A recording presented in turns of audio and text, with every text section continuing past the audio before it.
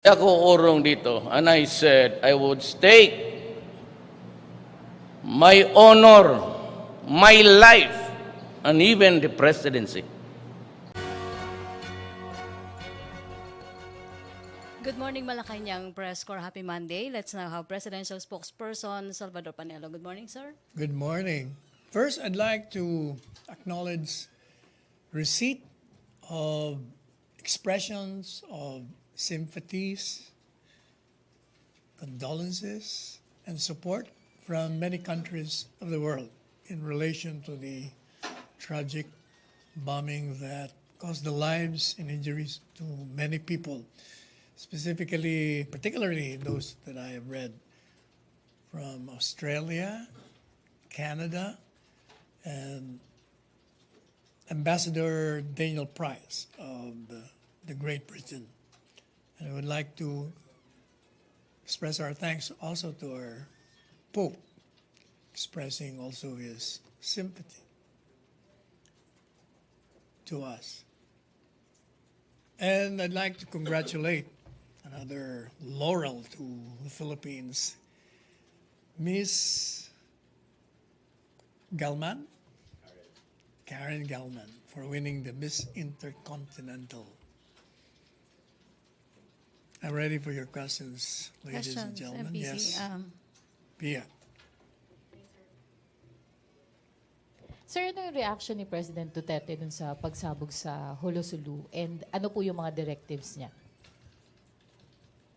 Well, of course, he was so angry, for one. For another, he is so disappointed that despite the movement to tread the path towards peace and development, there's still certain forces in that region who will sow terror and kill and murder people.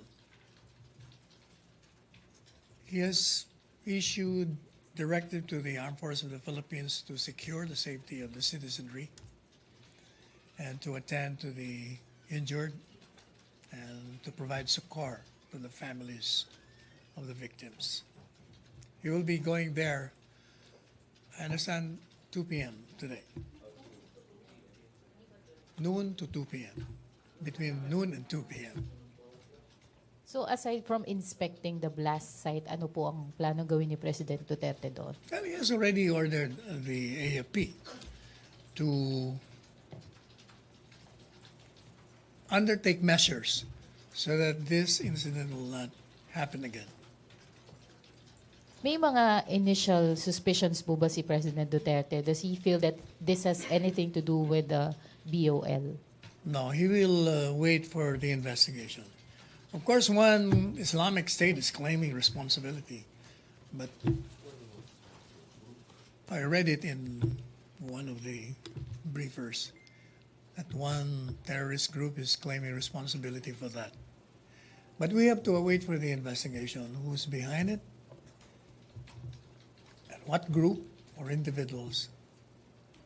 Sir, itong pagsabog na to happened during martial law in Mindanao. What does it say about the effectivity of martial law in Mindanao? Well, they're saying that martial law, despite martial law, there has been bombing, and therefore martial law should be lifted.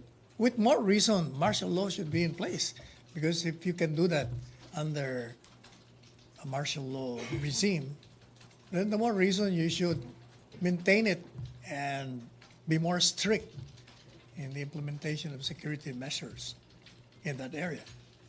The palace still thinks that martial law is still effective in Mindanao. Sir. It's effective, but this incident is isolated, by the way. So we'll have to investigate how it happened. There may be some lapses in security, how they were able to put there, instead of a motorcycle with a bomb, despite the fact that there were soldiers securing the place. Ganun din po ba yung tingin ni President Duterte that there were lapses in security? Well, there is no other conclusion to reach. If you have security there, and there is one or two bombs being placed inside, then there must be a lapse in security. There is no other reasonable conclusion. Last na lang, sir, yung sa timing din, sir, ng pagbomba. Bukas kasi, sir, oral arguments na ng martial law. Considering the timing, do you think that this has anything to do with it?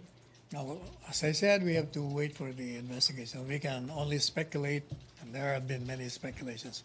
We'd rather not. Thank you, sir. Follow-up, Joseph. So you mentioned that there's no other conclusion but to say that there was a lapse in security. So therefore, Then you should be more strict in your security measure. Like that motorcycle, if you inspected that motorcycle before it got into that area, then there would have been no bombing. any accountability on our security forces, sir? Come again? Should there be any accountability on our security forces? Let's see, we'll have to investigate. Mine is just a reasonable conclusion derived from the circumstances surrounding the bombing. Sir, additional to the martial law point, no? In December, the president transferred a whole division of soldiers to Jolo, remember? Yes. He activated the 11th Infantry Division. Why do we still have this bombing if there are forces? There are more forces now in Jolo. than You there know, should be. just like the president of the United States, with all the security, a president can be assassinated. You cannot certainly stop everything that the enemy will give you. We can only learn from lessons and then introduce more stringent steps to prevent the occurrence of another bombing. Okay, sir. Okay, follow-up, Raymond.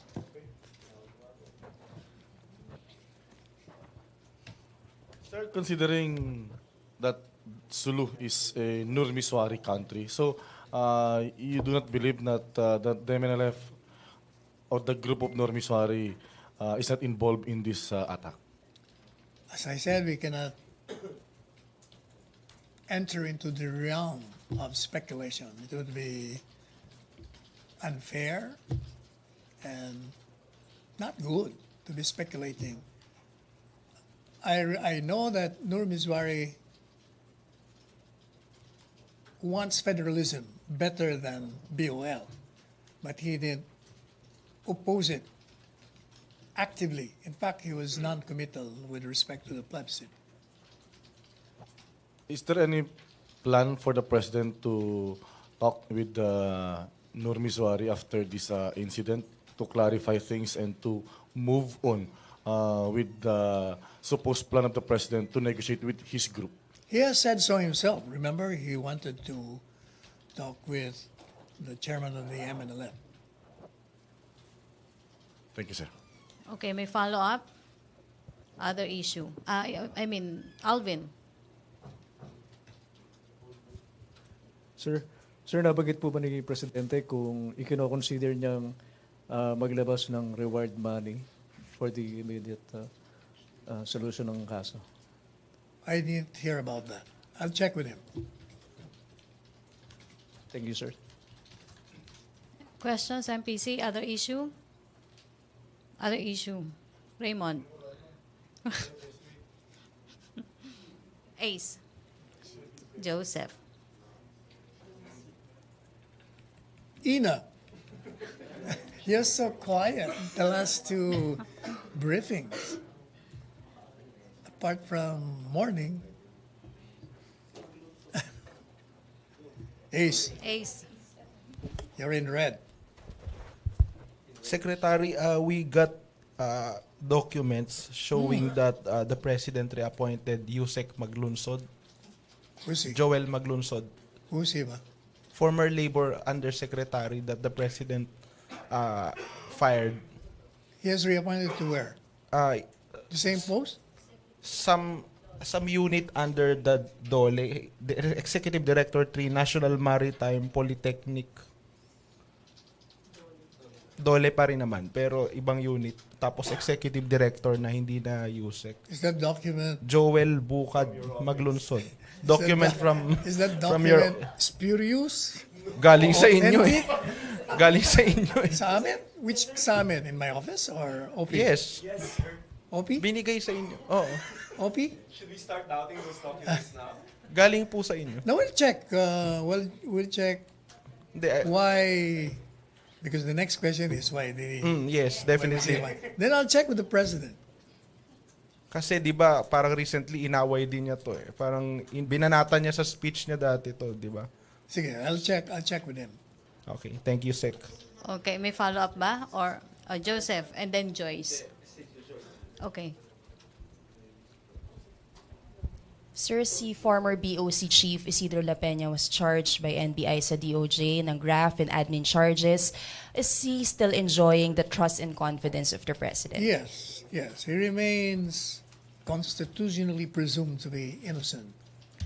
Why is the President trusting too much kay La Peña despite findings ng mismong agencies ng government na he could be liable probably for graft and Because other he charges? knows him personally, he has worked with him, and he trusts him. So with that, sir, is the President confident that these charges will be dropped? It's for the courts to decide whether the charges are substantiated by proof beyond a reasonable doubt. But are you confident, sir, na eventually he will be absolved of these charges, given that the Well, as President far as the believes... president is concerned, he trusts him. But if the evidence prove otherwise, then it would be a different story. So wala naman, sir, any plan si President to remove him from his current post? He still believes that he is still competent to hold None a that I position. know of. Okay. May follow-up or Joseph na?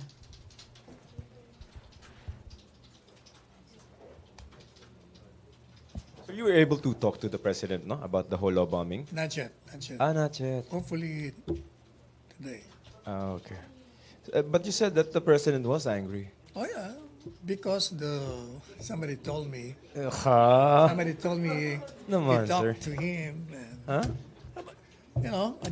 you don't even have to ask why he's angry. Everybody is angry now for that bombing. You know, maybe a stronger term than angry, maybe ballistic. What do you want? I mean, but you didn't talk to him. He's outraged. Not yet outraged. Sige, sir. MPC RJ? Sir, how are we supposed to judge whether martial law in Mindanao is effective or not?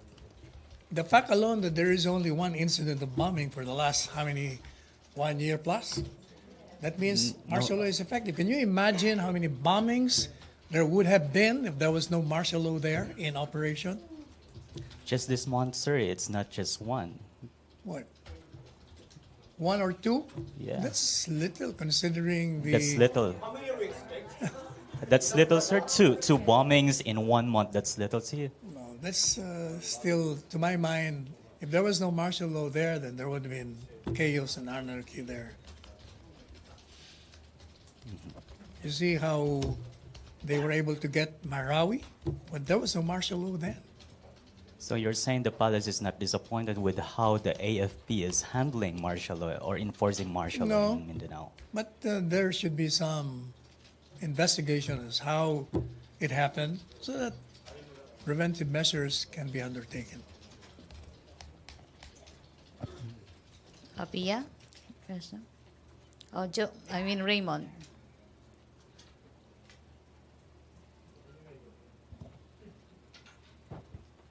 Sir, today nag-start na yung bicameral conference committee deliberations. So what are your prospects? Saka willing ba kayo yung, kasi ang problema na lamang yung 75 billion alleged insertions. So willing ba kayo na i-scrap na lang yun para may pasa na rin yung 2019 budget, if ever? I don't think that was scrap. From what I gathered from Senator Lacson, that was redistributed to certain departments. So it's still there. So pinaghati-hatian na lang yung to Well, 75? that's the job of the Congress, to review, to amend, to restructure, whatever. So you expect this week, okay na? I think so. Thank you, sir. Okay, may follow-up doon? Oh, other issue, Henry. Henry. Secretary, balikan ko lang yung bombing. Well, nag-issue na kayo ng statement. Pero kung may nanonood na mastermind involved sa bombing, as a spokesperson of the president, paano nyo sila gustong kausapin? Straight to their eye. Nanonood sila. Well, we already said the law will not give them mercy. We will pursue them to the ends of the earth until every killer is placed behind bars. Ano pa yung pinaka? Ayun na nga, the AFP will crush them. Yun na yung pinaka matinding gusto nyong sabihin sa kanila. Yes. And no amount of terrorism can stop the journey to peace and development in that region. All right. Questions? Chona? China. Sir, based po sa information na natatanggap ng Malacañang, sino po ba ang behind the bombing? Kasi according to the Philippine National Police, it's the Abu Sayyaf group, while the ISIS is claiming that they are the ones who are responsible for the bombing. I will repeat what I said. We're still waiting for the investigation. We cannot be indulging in speculation. We will wait for the final submission of the report of those who are investigating the incident. Questions? Okay, Joseph.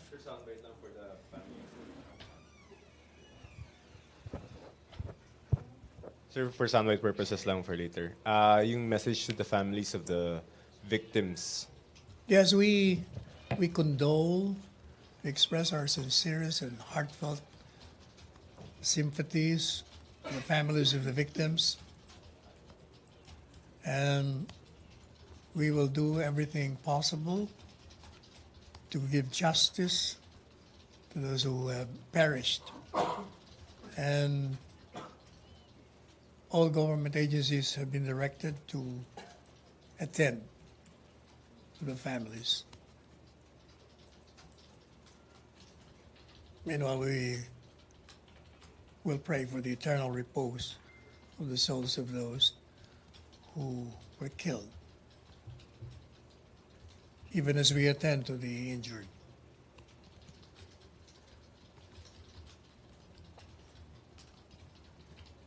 Questions? RJ.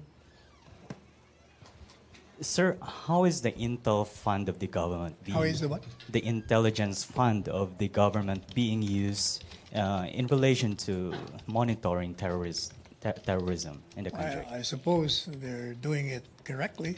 We'll have to ask the Secretary of National Defense on that. We did not see this coming. Come again? This bombing in Sulu, they did not anticipate this. They did not have any clue that this would happen. As I said, even in the United States, the most powerful country in the world, where the president is secured, but the president was assassinated, they didn't see it coming. So this happens once in a while.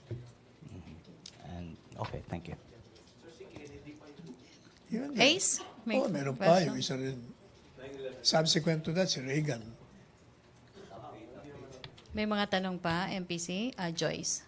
Sir, sa interview po sa DCMM, sinabi ni PAO Chief Persido Acosta that DOH Secretary Duque is bribing the Mvaxia victims to drop charges against government officials. Oh, that's a serious charge. They should substantiate it. Is the palace going to investigate this issue? Now, we'll leave it to her to file the appropriate charges if there is such a case. But hindi po kayo magmamoto proprio investigation against a cabinet member? Accused of bribing. We'll have to wait. That is just an allegation, so it cannot just be poking into every allegation of every person or citizen in this country. If they have evidence against a particular public official, then sue them and let due process run its course. Questions? Wala nang tanong. Joseph? Okay na? No more. Okay, thank you, Presidential Thank Spokesperson you. Salvador Panelo. Thank you, Malacañang Press Corps. Back to our main studio sa Radyo Pilipinas and People's Television Network.